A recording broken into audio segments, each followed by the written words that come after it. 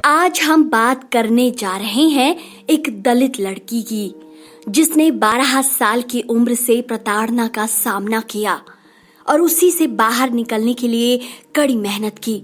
तो हम बात कर रहे हैं महाराष्ट्र की कल्पना की।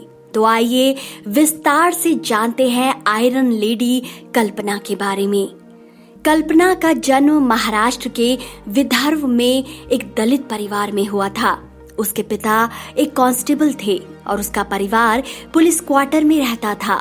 उनकी 3 बहनें और 2 भाई थे और एक दलित लड़की के रूप में उन्हें हर जगह बहुत भेदभाव का सामना करना पड़ा और इस भेदभाव के बाद उनकी शादी भी मात्र 12 साल की उम्र में कर दी गई।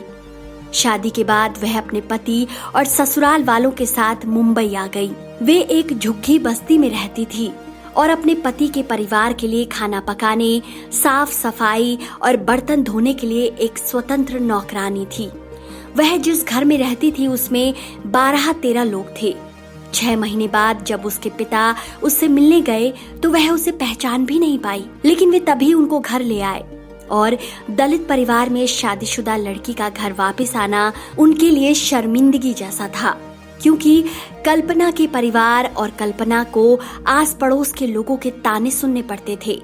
अपनी इस जिंदगी से परेशान होकर कल्पना ने 3 बोतल चूहे मारने का जहर पी लिया, लेकिन उनकी जिंदगी में दुख और सुख के अलावा मेहनत रह गई थी, जिसकी वजह से वो आज जिंदा है।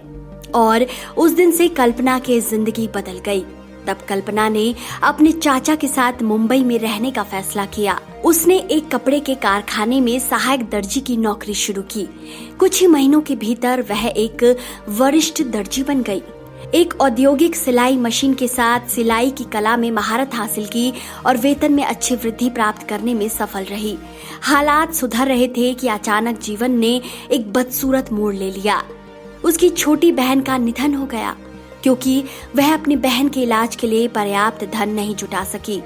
अपनी बहन की मृत्यु के बाद उसने एक साधारण नौकरी के लिए समझौता नहीं करने का फैसला किया, बल्कि एक उद्यमी बन गई।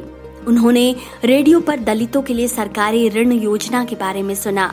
उसने ऋण के लिए आवेदन किया। उन्हें ऋण में 50,000 मिले और इस पैसे से उन्होंने अपने घर पर कुछ सिलाई मशीन स्थापित की और दिन में 16 घंटे काम करना शुरू कर दिया। यह एक लाभदायक उद्यम था और लाभ के साथ उसने सिलाई व्यवसाय के साथ साथ एक फर्नीचर व्यवसाय भी शुरू किया। उनके उद्यमशीलता कौशल से प्रभावित होकर कमानी ट्यूब्स, एक धातु इंजीनियरिंग कंपनी जो भारी कर्ज में डूबी हुई थी, कि कर्मचारियों ने कार्यभार संभालने और ऋणों को निपटाने के लिए उनसे संपर्क किया। उन्होंने दिन प्रतिदिन के कार्यों को सुचारू रूप से चलाने के लिए 10 सदस्यों की एक कोर टीम बनाई। धीरे धीरे उनके प्रयास रंग लाए और कमानी ट्यूब्स फिर से लाभदायक बनने के लिए सुचारू रूप से चल रही थी।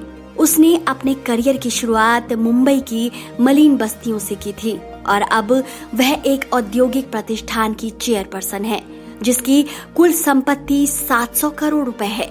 कल्पना की सफलता की यात्रा वास्तव में कई लोगों के लिए प्रेरणादायक है। तो दोस्तों, आपको कल्पना की कहानी कैसी लगी? अपनी राय कमेंट सेक्शन में जरूर दीजिए और इस वीडियो को ज्यादा से ज्यादा शेयर भी करिए।